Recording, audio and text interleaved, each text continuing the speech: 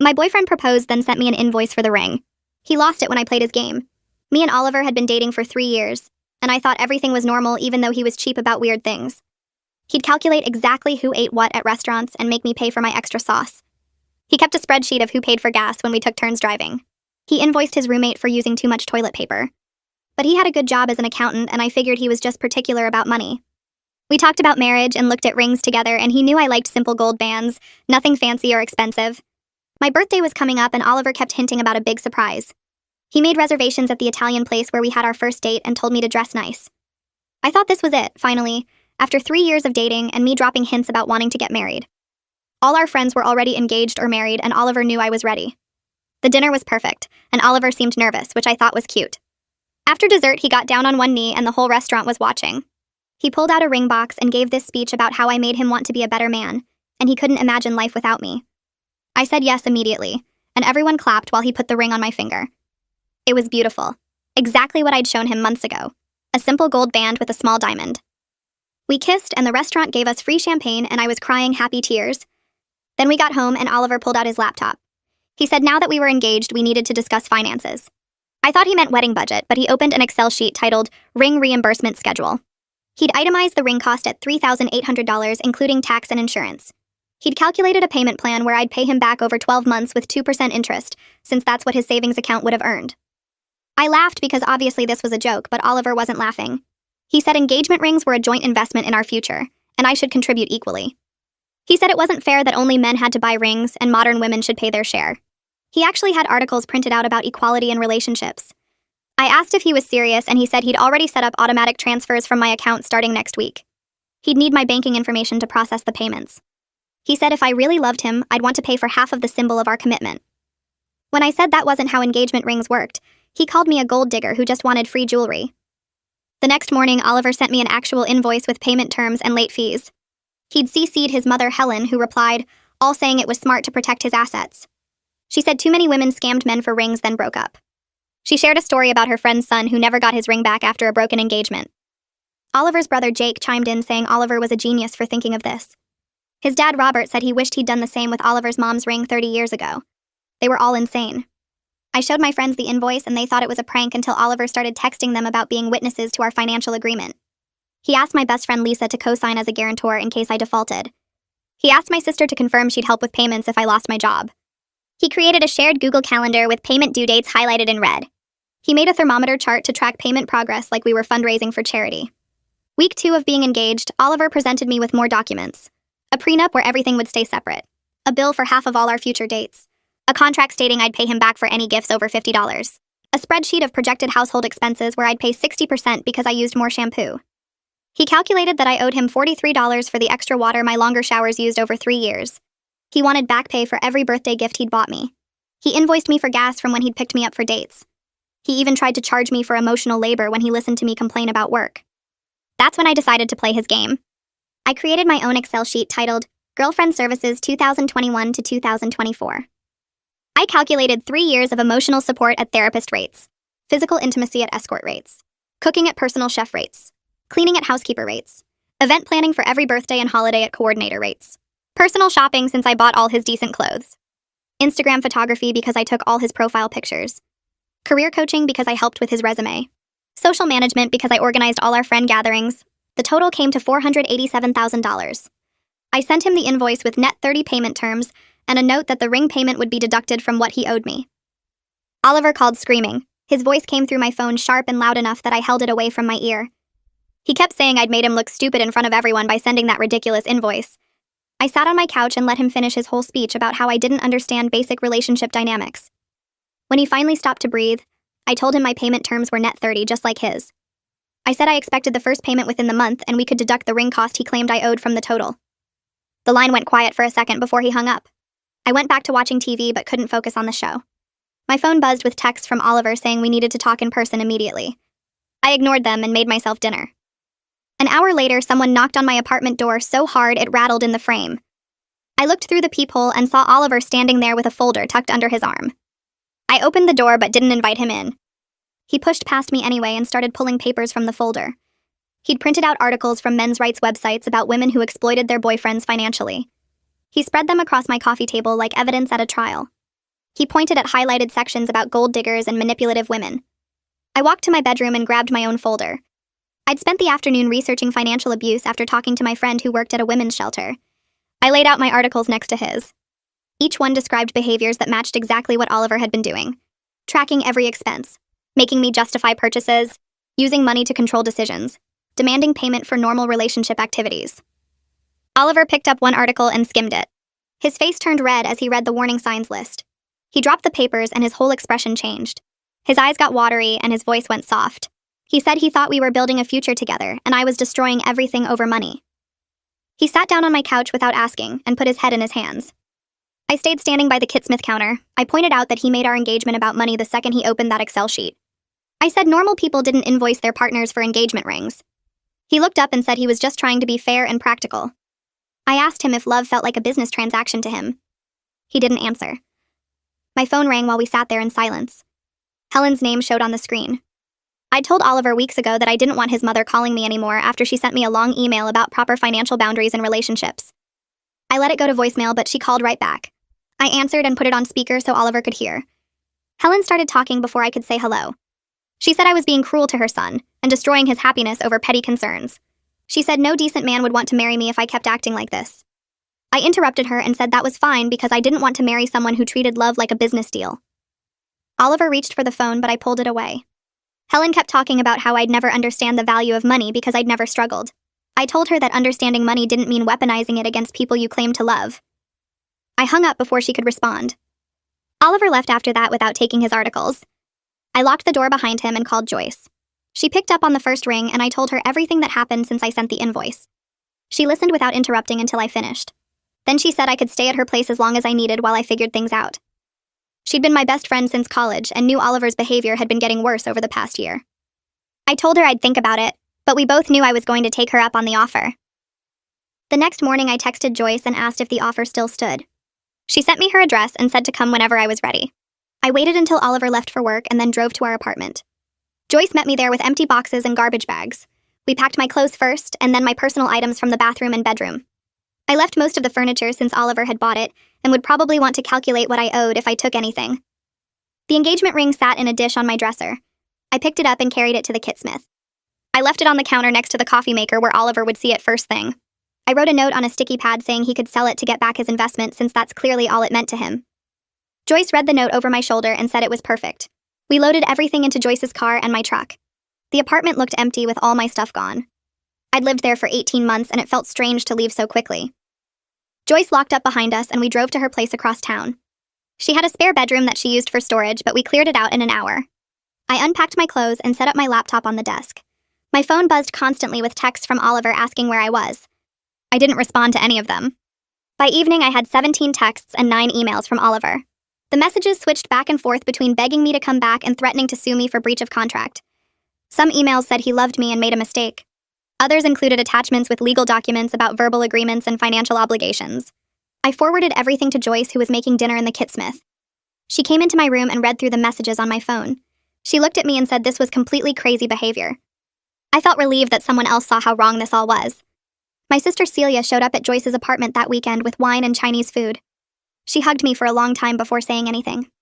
We sat on Joyce's couch and ate straight from the containers. Celia admitted that Oliver had contacted her 3 weeks ago, asking if she'd help with my ring payments if I lost my job. She thought he was joking and laughed it off. Then she got the actual invoice email and realized he was serious. She showed me the email chain on her phone. Oliver had sent her a detailed breakdown of my monthly expenses and asked her to sign as a backup guarantor. She never responded but felt guilty for not warning me sooner. Celia told me Oliver had also called our parents trying to get them to pressure me. Our dad answered the phone and listened to Oliver explain his ring reimbursement plan. Dad apparently laughed in his face and told him to grow up before hanging up. Mom called Celia right after to make sure I was okay. Hearing that Dad stood up for me made everything feel more real. My family saw what I'd been dealing with and validated that it wasn't normal. Celia opened the wine and poured 3 glasses. We spent the rest of the night talking about all the strange things Oliver had done that I'd explained away over the years. Monday morning, I went back to work for the first time since leaving Oliver. My coworker Sheldon stopped by my desk around 10. He noticed my left hand right away and asked where my ring went. I gave him the basic story about Oliver invoicing me for the engagement ring and demanding monthly payments. Sheldon's mouth fell open and he stared at me for a few seconds. He said his wife would have thrown him out a window if he'd tried something like that. Other coworkers heard us talking and came over to ask what happened. By lunch, the whole office knew about Oliver's ring invoice. Everyone agreed it was the weirdest breakup story they'd ever heard. Sheldon stopped by my cubicle later that afternoon with a concerned look on his face. He sat down in the empty chair next to my desk and lowered his voice. He told me his sister went through something similar with an ex who tracked every penny she spent and used money to control her. The ex made her keep receipts for everything and would question her purchases. He'd withhold affection if she spent money without his approval. Sheldon said his sister didn't realize it was abuse until she got out and started therapy. He pulled out his phone and texted me a contact, a therapist named Dr. Davis who specialized in financial abuse. I stared at the name on my screen and felt something click into place. That's exactly what this was. Not Oliver being quirky about money. Not him being careful with finances. This was control disguised as equality. I thanked Sheldon and saved the contact information. The next morning, I arrived at work to find my boss Karen waiting by my desk. She asked me to come to her office right away. My stomach dropped because her expression was serious. I followed her down the hall wondering what I'd done wrong. She closed the door and pulled up her email. Oliver had sent her a message at 6 that morning. He was requesting that she garnish my wages for the ring payment. He'd attached his invoice and payment schedule. He explained that I was refusing to honor my financial obligations. Karen had already forwarded it to HR with a note calling it completely inappropriate and possibly harassment. She asked if I was okay and if Oliver was bothering me. I felt embarrassed that my personal life was spilling into work. I explained the basic situation about the engagement and the invoice. Karen listened without interrupting, and her expression got more concerned. She told me HR would be reaching out and I should document everything Oliver sent me. She also said the company would support me if I needed to take any action. I thanked her and went back to my desk feeling shaken that Oliver had contacted my workplace. An hour later, the HR representative called me. Her name was Alice, and she sounded professional but kind. She explained that Oliver's email could be considered workplace harassment. She asked if I wanted to file a formal complaint against him. I thought about it for a minute. Part of me wanted to just make this all go away. But Alice said even if I didn't file now, they'd keep the email on record in case his behavior got worse. I declined to file a formal complaint but appreciated knowing I had options. Alice said to contact her immediately if Oliver showed up at the office or contacted anyone else at work. She also gave me information about the Employee Assistance Program if I wanted counseling. I hung up feeling relieved that my company was taking this seriously. That evening, I got an email from Helen. The subject line said we needed to talk. I almost deleted it without reading, but curiosity got the better of me. The message was long and detailed. Helen wrote that Oliver had always been sensitive about money because they struggled when he was young. His dad lost his job when Oliver was 10, and they almost lost their house. Oliver watched his parents fight about bills and saw his mom cry over the checkbook. Helen said this experience shaped how Oliver viewed financial security. She wanted me to understand where he was coming from. She thought if I knew his background, I'd be more patient with his need to track expenses. I read the whole email twice. I felt a brief moment of sympathy. Growing up with financial stress must have been hard. But then I remembered the invoice sitting in my email, the spreadsheet calculating my water usage, the demand that I pay him back for listening to me talk about work. Childhood poverty didn't excuse adult financial manipulation. I hit reply and typed out a response. I told Helen I understood Oliver's background now. I appreciated her sharing that information with me, but understanding where his behavior came from didn't mean I had to accept it. Real partnership meant not weaponizing money against your partner. It meant not tracking every dollar your girlfriend spent or invoicing her for emotional support. I explained that what Oliver was doing had a name, and it was called financial abuse. I said I hoped he'd get help, but I couldn't stay in a relationship where money was used as a weapon. I sent the email and felt good about standing my ground. Helen never replied. Her silence told me everything I needed to know about where she stood. She'd rather enable her son than admit his behavior was wrong. 2 days later, Jake texted me out of nowhere. He said I was being dramatic about the whole situation. Oliver just wanted us to be equal partners financially. Modern relationships required both people to contribute. I stared at the text, feeling anger build in my chest. I opened my photos and found screenshots of Oliver's demands. The one about back pay for birthday gifts. The one charging me for emotional labor. The spreadsheet calculating my shower water costs. I sent all of them to Jake in rapid succession. Then I typed out a message asking if that sounded like equal partnership to him. Did equal partners invoice each other for listening to problems? Did they demand reimbursement for gifts given years ago? Did they calculate the cost of water their girlfriend used? Jake read the messages immediately. I watched the 3 dots appear and disappear several times. Then nothing. He stopped responding completely. I sat on Joyce's couch that night thinking about Jake's silence. His whole family had been enabling Oliver's worst behavior for years. Helen defending the ring invoice. Robert wishing he'd done the same thing. Jake calling Oliver a genius for his scheme. They'd created an environment where Oliver thought invoicing his fiancé was perfectly reasonable. No wonder he couldn't see how messed up his thinking was. His entire family reinforced that this was normal, that women were trying to scam men, that protecting assets mattered more than building trust. I felt sad for whoever Oliver dated next because his family would encourage the same controlling behavior. Joyce came home with Thai food and found me staring at my phone. She sat down next to me and asked what was wrong. I told her about Jake's text and his subsequent silence. Joyce suggested something I hadn't considered. She had a friend named Brittany who was a divorce lawyer. Even though I wasn't married, Brittany could explain my legal position regarding the ring and Oliver's threats. Joyce said Brittany owed her a favor and would probably consult for free over coffee. I agreed because I wanted to know if Oliver actually had any legal ground to stand on. Joyce texted Brittany right there and got an immediate response. Brittany was free Saturday morning and suggested a coffee shop near her office. Saturday came and I met Brittany at a place called The Grind. She was younger than I expected, probably early 30s, with dark hair pulled back in a neat ponytail. She ordered us both lattes and we sat at a corner table. I showed her Oliver's invoice and explained the whole situation. Brittany read through everything with an increasingly amused expression. She explained that engagement rings were generally considered conditional gifts in our state. The condition was marriage. Since I was the one ending the engagement, Oliver might technically have a legal claim to get the ring back. My stomach dropped until I remembered. I told Brittany I'd already left the ring at Oliver's apartment. I wasn't keeping it. Brittany's expression changed to relief. She said that completely changed things. If I'd returned the ring, then Oliver had nothing to claim. She asked if I had proof I'd left it there. I pulled up the photo I'd taken of the ring sitting on his Kit Smith counter. Brittany nodded and said to keep that photo safe. Then she looked at Oliver's invoice again and actually laughed out loud. She said no court would ever enforce a demand for ring reimbursement from a recipient. The whole concept was absurd. Engagement rings were gifts. You didn't invoice people for gifts after the fact. Oliver's threats to sue me were completely empty. He had no legal case whatsoever.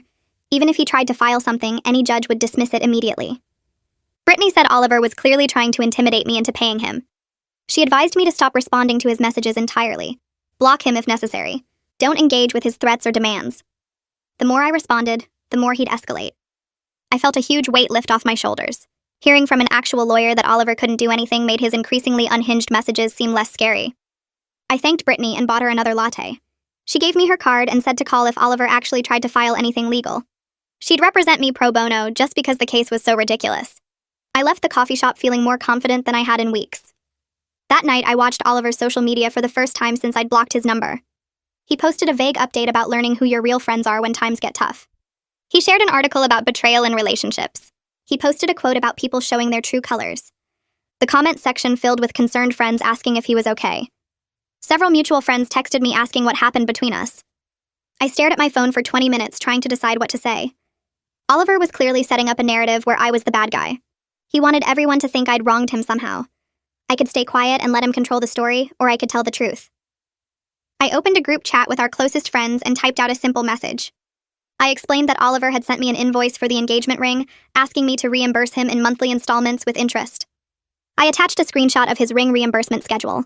I didn't add commentary or drama, I just stated the facts and let them speak for themselves. The responses came fast. Joyce replied first with a string of shocked face emojis. Sheldon typed out a long message about how that was the most ridiculous thing he'd ever heard. Celia sent 3 paragraphs about financial abuse and control tactics. Other friends chimed in with variations of disbelief and disgust. Most people were firmly on my side. A few asked if I was serious or if this was some kind of misunderstanding. I sent more screenshots. The invoice with payment terms. The spreadsheet of projected household expenses. The calculation for my shower water usage. Nobody asked if I was serious after that. 2 days later, I got a message from someone named Andrew, who I vaguely remembered as Oliver's friend from his accounting firm. He apologized for Oliver's behavior and said he felt terrible that things had ended this way. He admitted he'd witnessed Oliver's extreme cheapness over the years, but never realized it extended to romantic relationships. He shared a story about Oliver calculating the per-minute cost of phone calls with Helen and presenting her with a bill for exceeding her monthly allowance. Andrew said he'd always thought Oliver was joking around, but now he understood it was serious. Another friend of Oliver's named Frank reached out with a similar message. He said Oliver had always been weird about money, but he'd assumed I knew what I was getting into. He apologized for not saying something sooner about the red flags he'd noticed. I thanked them both for reaching out. It felt validating to know that other people saw how abnormal Oliver's behavior was.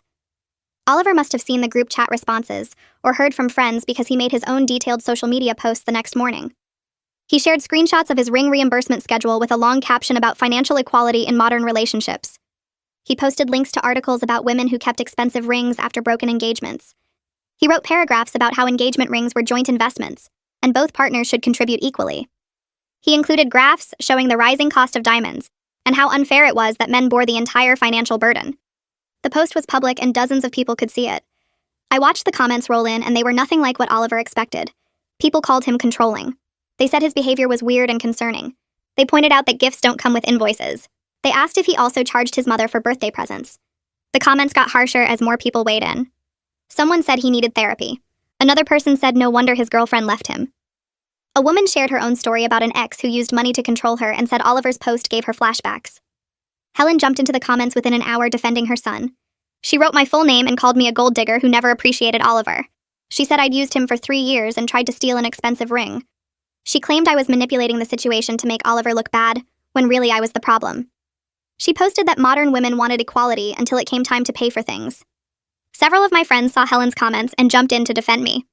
Joyce wrote a detailed response about how invoicing your fiancé wasn't normal behavior. Celia explained financial abuse tactics. Even some strangers who didn't know either of us started commenting that Oliver's behavior was controlling, and Helen was enabling it.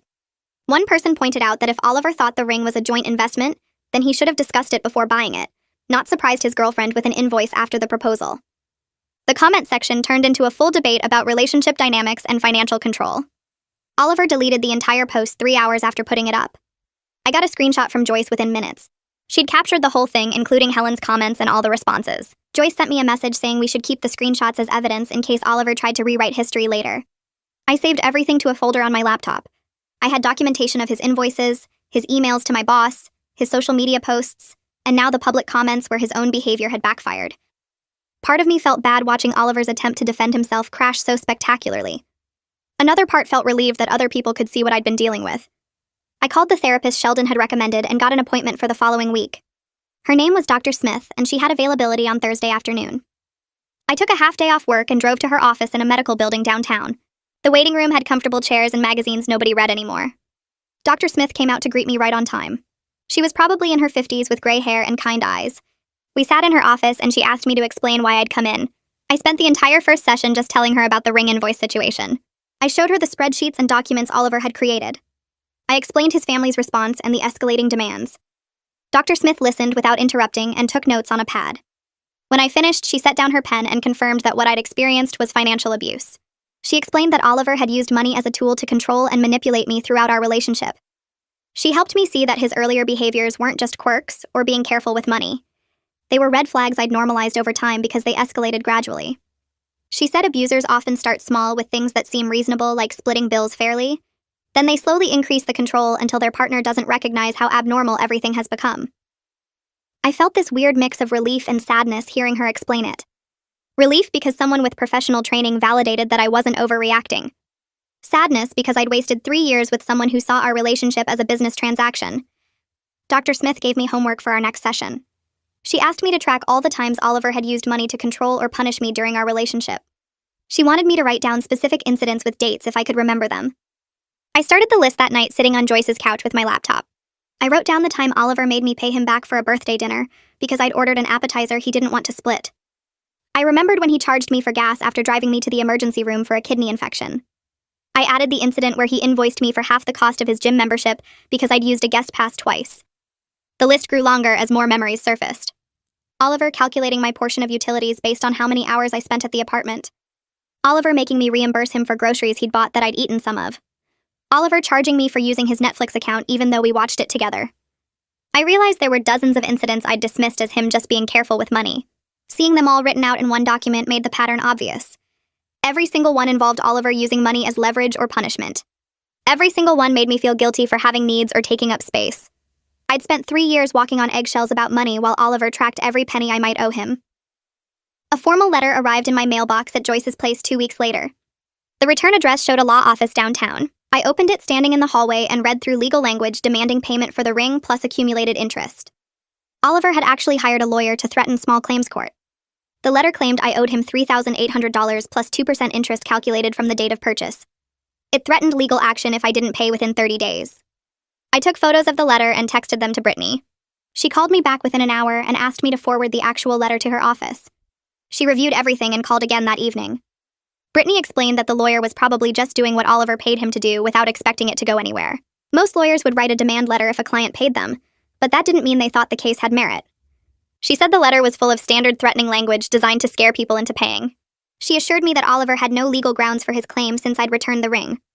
She asked if I wanted her to respond, or if I wanted to ignore it. I told her to respond because I wanted this documented in case Oliver escalated further. Brittany drafted a response letter explaining that I'd returned the ring and owed nothing. She included the photo evidence of the ring sitting on Oliver's Kit Smith counter with a timestamp. She noted that engagement rings were conditional gifts, and the condition had been fulfilled by my return of the property. She added that continued harassment could result in me filing for a restraining order. She sent me a copy before mailing it to Oliver's lawyer. The letter was professional but firm. It made clear that I had legal representation and wouldn't be intimidated by empty threats. Oliver's lawyer never responded to Brittany's letter. 2 weeks passed with complete silence.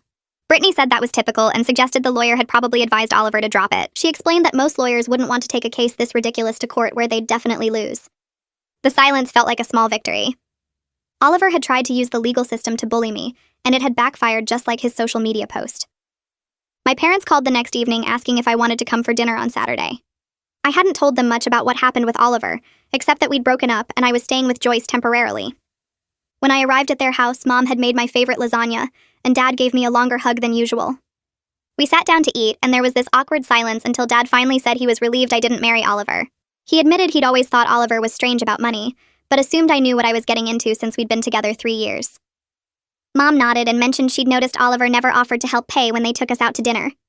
She said he'd always let them cover the entire bill while he sat there calculating what he was saving. I felt my face get hot because I'd never noticed that pattern before. My whole family had seen the red flags I'd been ignoring for 3 years. They'd watched Oliver take advantage of their generosity and never said anything because they thought I was okay with it. Dad said they'd discussed saying something multiple times but didn't want to interfere in my relationship. I told them about the ring invoice and everything that followed. Mom looked horrified and Dad actually got angry, saying Oliver had some nerve treating me like a business transaction. They asked if I was really okay, and I said I was getting there. The conversation shifted to practical things like my apartment search, and whether I needed help with moving costs. Celia came over to Joyce's place a few days later with coffee and pastries. She sat me down and said she'd been doing research on financial abuse because what Oliver did kept bothering her. She wanted to make sure I was really okay and not just pretending to be fine. We ended up talking for almost 3 hours about how Oliver's behavior had isolated me and made me question my own judgment about normal relationship dynamics. Celia pointed out that I'd stopped suggesting we go out with friends because I didn't want to deal with Oliver calculating everyone's share of the bill. She reminded me that I'd stopped buying things I wanted because I knew Oliver would make comments about wasting money. I realized she was right about all of it. Oliver had slowly trained me to police my own spending and social life to avoid his criticism. Celia hugged me and said she was proud of me for getting out before we actually got married. She made me promise to tell her if Oliver tried to contact me again because she didn't trust him to leave me alone. I started looking at apartments online that weekend. Joyce had been amazing about letting me stay with her, but I needed my own space. The freedom of choosing a place that was entirely mine felt incredible. No one would track my utility usage or charge me for extra shampoo. No one would calculate the cost of my longer showers or invoice me for using too much toilet paper. I could buy nice coffee or order takeout whenever I wanted without guilt or explanations. I spent hours scrolling through listings and saved several possibilities to visit. The idea of living alone actually excited me instead of scaring me. I'd never lived by myself before because I'd moved in with Oliver after college. This would be completely new territory where I could figure out who I was without someone constantly monitoring my choices. Oliver somehow found out I was apartment hunting. He sent me an email with an Excel spreadsheet attached showing calculations of how much money I'd waste on rent, instead of splitting costs with him. He'd included average utility costs for one person versus 2 people sharing expenses. He'd calculated the difference over 1 year, 5 years, and 10 years to show how much I'd lose by living alone. He'd even factored in the cost of buying my own furniture instead of sharing his. The email ended with a note saying he was trying to help me make smart financial decisions. I stared at the spreadsheet for a long time, and then deleted the email without responding. Nothing I could say would make him see how twisted his thinking was. He genuinely believed he was being helpful by sending me financial calculations about why I should stay with him. The spreadsheet proved that even after everything that happened, he still saw our relationship as a business arrangement, where the numbers mattered more than anything else. I found a small 1-bedroom apartment the following week. It was on the 3rd floor of an older building with hardwood floors and big windows that let in tons of natural light. The rent was reasonable, and the landlord seemed nice when I met her for the showing. I signed the lease that same day because it felt perfect for starting over. Joyce helped me coordinate getting my remaining things from Oliver's place. We waited until a weekday when we knew he'd be at work. His spare key was still on my keychain, and we let ourselves in. Most of my stuff was still in boxes from when I'd packed to leave originally. We loaded everything into Joyce's car in 3 trips. I left my key on the Kit Smith counter next to where I'd left the engagement ring weeks ago. The ring was gone now, probably back in its box somewhere. I took one last look around the apartment where I'd lived for 2 years, and felt nothing except relief that I was leaving. Oliver texted me that evening. He'd sent a photo of the empty spaces where my things used to be with a message about how I was throwing away 3 years over a simple misunderstanding. He said we could work through this if I'd just sit down and talk to him reasonably about finances. He said he loved me and wanted to build a future together. He said I was being dramatic and emotional instead of logical. I read the message twice and then blocked his number. There was no misunderstanding between us. Oliver had shown me exactly who he was when he sent that first invoice. He'd shown me again with every spreadsheet and calculation and demand for payment. Blocking his number felt like closing a door I should have closed months ago. Helen started calling me from different numbers trying to get through. She'd call from her cell phone, then Robert's phone, then numbers I didn't recognize. I kept declining the calls until finally I answered one because I was tired of the harassment. Helen immediately launched into a speech about how I was ruining Oliver's life and breaking his heart. She said he was depressed and barely eating, and it was all my fault. I waited until she finished and then told her firmly that Oliver needed therapy, not a wife. I said she needed to stop enabling behavior that would prevent him from having healthy relationships. I told her that tracking every penny your partner spends isn't normal or healthy. Helen went quiet for a moment and then started crying. She admitted through tears that Robert did similar things to her with money. She said he tracked her spending and made her justify every purchase. She said he'd been doing it for their entire marriage and she'd learned to just accept it as how things were.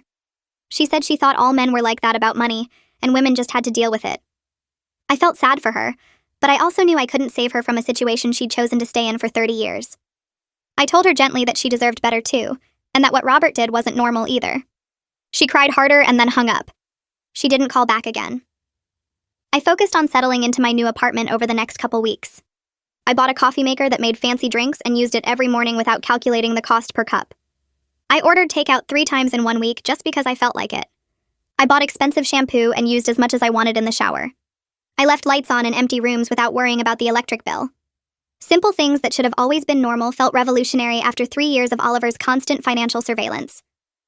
Joyce came over one evening with wine and we sat on my new couch watching movies. She said I seemed lighter and happier than I'd been in years. I realized she was right. The weight of constantly monitoring myself and justifying my choices had lifted. I was rediscovering who I was outside of Oliver's spreadsheets, and I liked that person a lot better. At work the next day, Sheldon stopped by my desk with his coffee and asked if I was okay. I said I was fine, and he nodded but looked worried. He told me Oliver had shown up yesterday afternoon asking which floor I worked on. Security spotted him wandering around the building trying different elevators. When they asked what he was doing, he said he needed to talk to me about an urgent financial matter. Security told him to leave, but he kept insisting he had important documents I needed to sign. He pulled out a folder and tried to push past the security desk. They had to physically escort him to the parking lot while he yelled about how I was stealing from him. Sheldon said HR got involved because Oliver kept calling the main office line demanding to be connected to my extension. They filed a formal trespass warning that went into the building security system with Oliver's photo. If he showed up again, they'd call the police. I felt embarrassed that my personal drama had spilled into my workplace, but also scared. Oliver showing up at my job meant he was losing control of the situation and getting desperate. That afternoon, Brittany called and asked if I was sitting down. She said Oliver had filed a small claims lawsuit for $3,800, the exact cost of the ring. I reminded her that I'd left the ring at his apartment and even had photos proving it. Brittany laughed and said she knew, and the judge would throw this out immediately. She explained that Oliver was claiming I'd damaged the ring's resale value by wearing it. So even though he had it back, I owed him the full purchase price. His filing included screenshots of my girlfriend's services invoice as evidence of my mercenary intentions. Brittany said we could easily get this dismissed and might countersue for harassment if he kept pushing. She asked if I wanted to pursue a restraining order given the workplace incident. I said not yet, hoping Oliver would calm down once he realized the lawsuit was going nowhere. The court scheduled the hearing for 6 weeks out. Brittany assured me it was a complete waste of everyone's time, but we had to show up and present our evidence. She told me to bring the photos of the ring on his counter with timestamps, plus the text message where I said he could keep it. She'd handle the rest.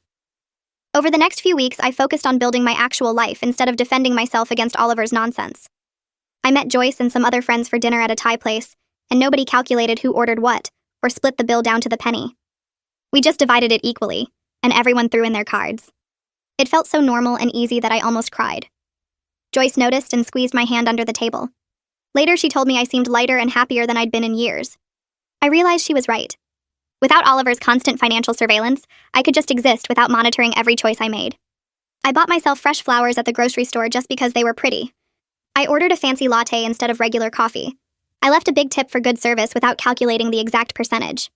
Small freedoms that should have always been normal felt revolutionary. I started going to the gym again and signed up for a pottery class I'd been interested in for months. Oliver used to complain about membership fees and hobby costs, so I'd stopped doing things I enjoyed. Now I was remembering who I was outside of his spreadsheets. Jake texted me out of nowhere one evening. He said he'd been thinking about everything that happened and wanted to apologize. I was surprised because Jake had been firmly on Oliver's side during the whole ring invoice situation. We met for coffee and Jake looked uncomfortable. He said watching Oliver spiral over the past few weeks had made him realize their parents' relationship with money had damaged both of them in different ways. He admitted that growing up, Robert tracked every dollar Helen spent and made her justify purchases down to the grocery items. Their mom had a separate secret bank account just to have some financial independence.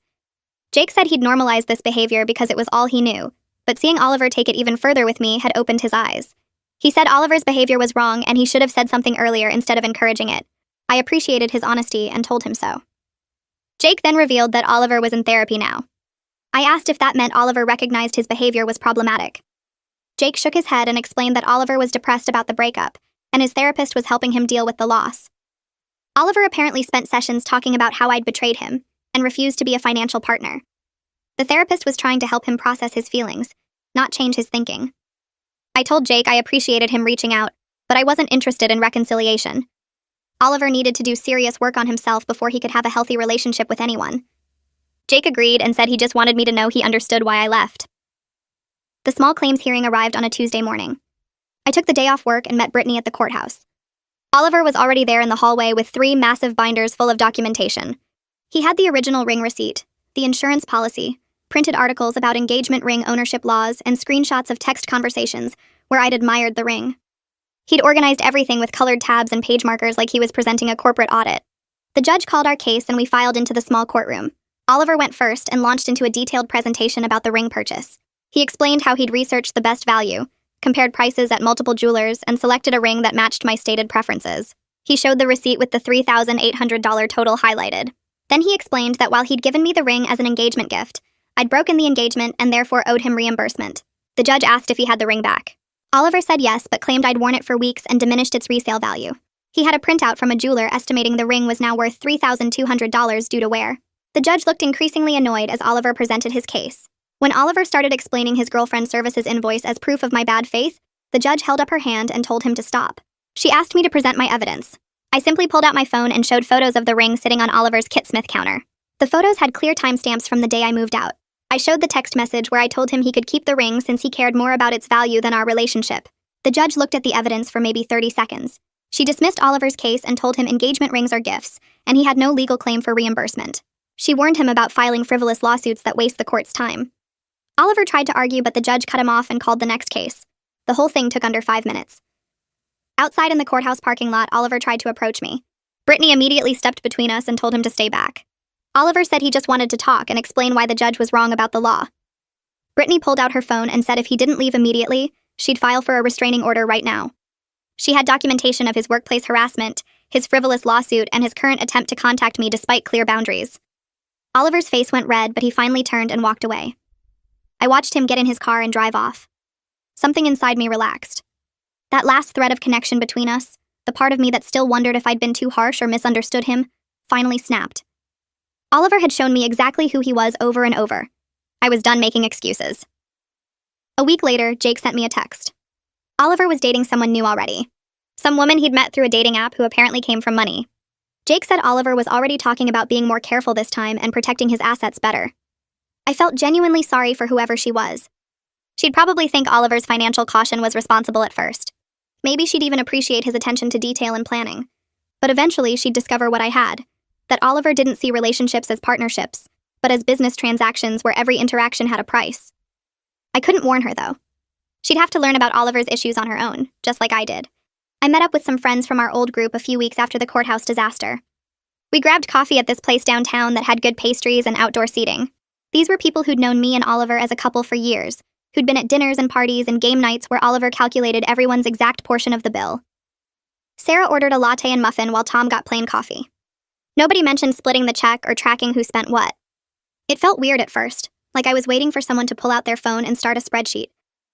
Sarah asked how I was doing, and I gave the standard answer about being fine and moving forward.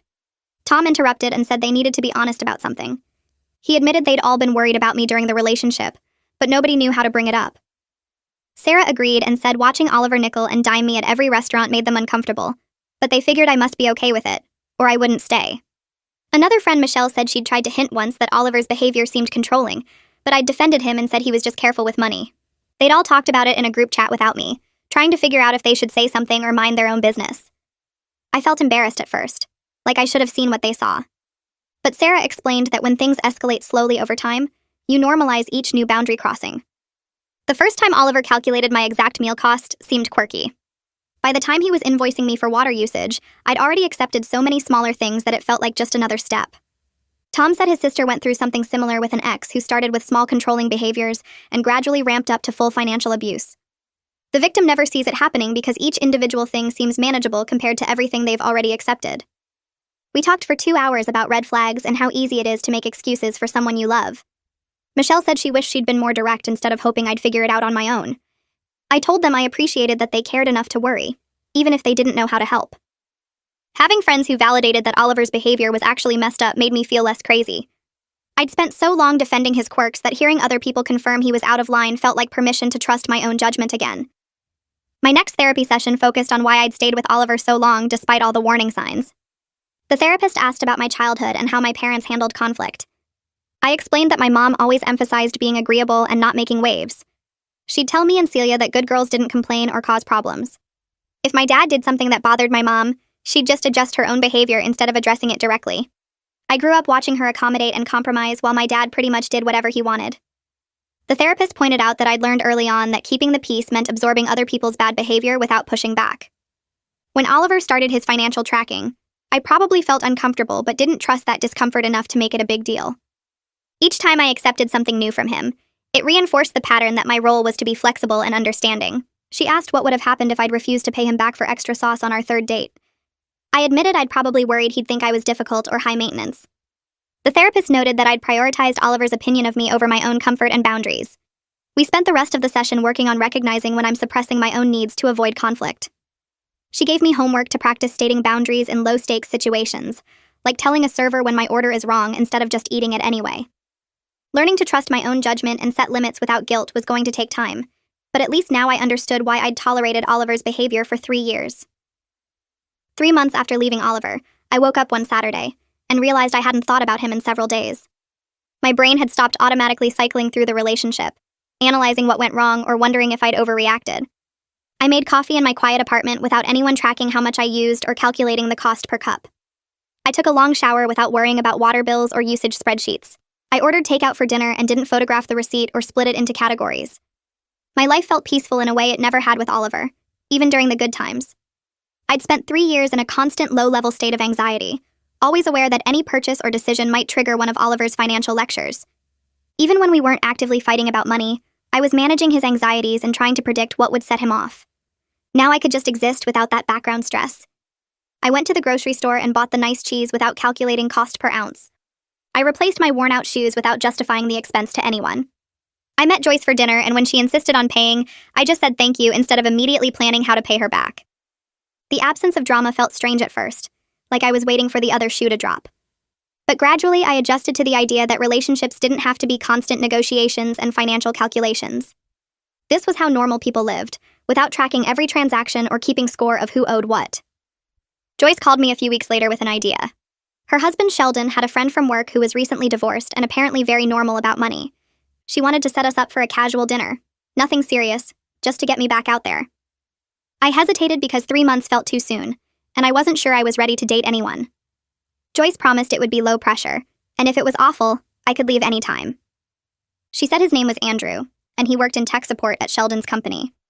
They'd been friends for years, and Sheldon vouched that Andrew was a genuinely good person who wouldn't invoice me for appetizers. I agreed to one dinner with the understanding that it was just dinner. not a relationship audition. We met at a Mexican place near my apartment on a Tuesday night.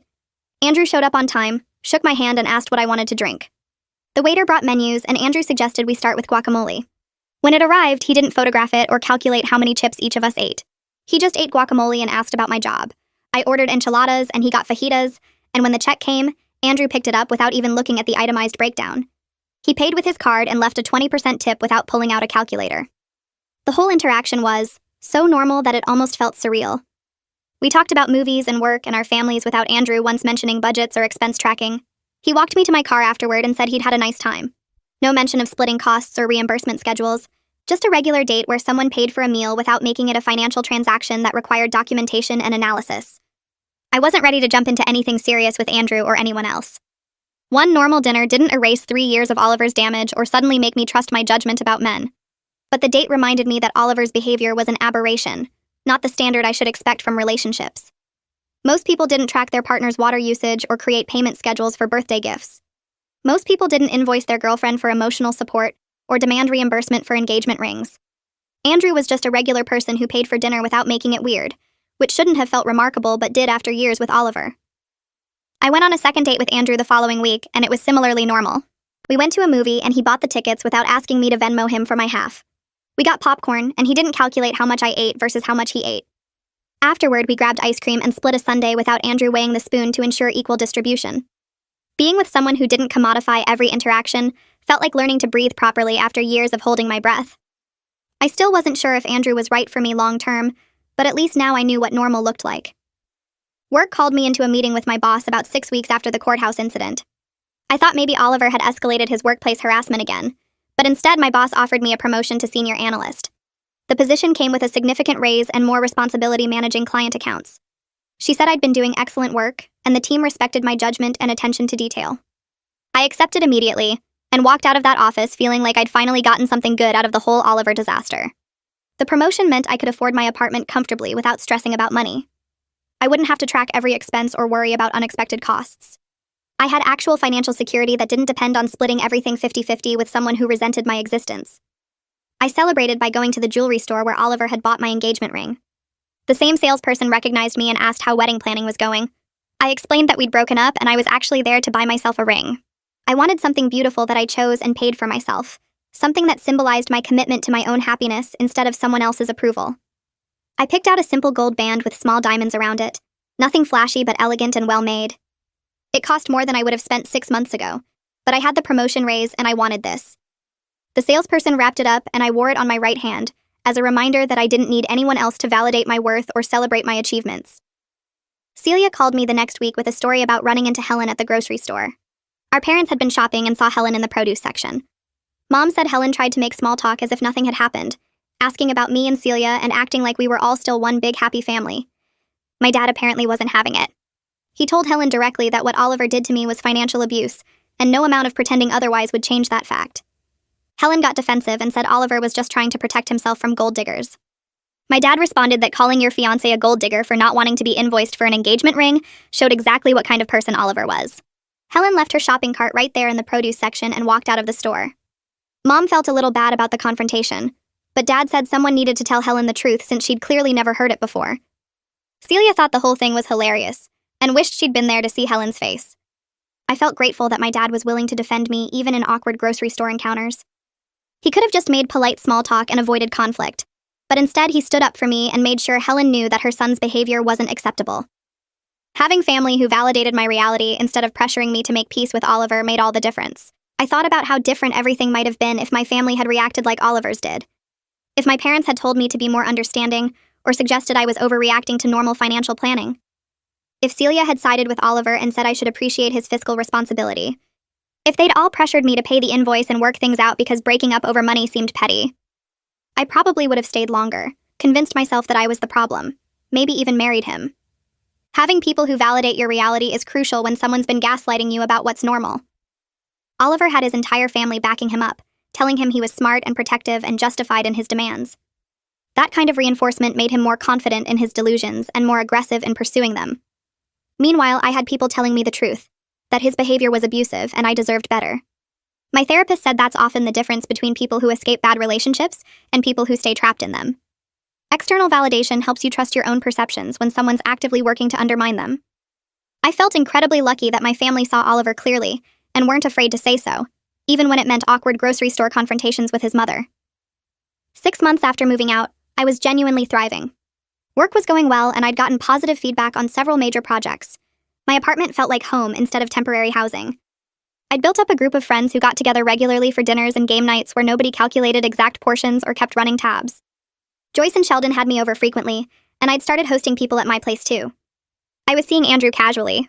Nothing serious yet, but comfortable and drama-free. My relationship with my family had gotten stronger through everything with Oliver. Celia and I talked more often, and my parents checked in regularly to make sure I was doing okay. Even my friendships felt more genuine now that I wasn't constantly managing Oliver's behavior or making excuses for his financial obsessions. I'd learned to set boundaries and speak up when something bothered me instead of automatically accommodating other people. The therapist said I was doing remarkably well considering how much trauma the relationship had caused. She noted that I'd done the hard work of processing what happened instead of just moving on and repeating the same patterns. I'd identified the childhood conditioning that made me vulnerable to Oliver's manipulation and actively worked to change those responses. I'd built a support system and learned to trust my own judgment. Most importantly, I'd proven to myself that I could leave a bad situation and build something better. The life I had now was entirely my own creation, funded by my own salary and decorated according to my own taste. Nobody was tracking my expenses or questioning my choices. I was finally free. Jake texted asking to meet for coffee. I almost ignored it, but curiosity got the better of me.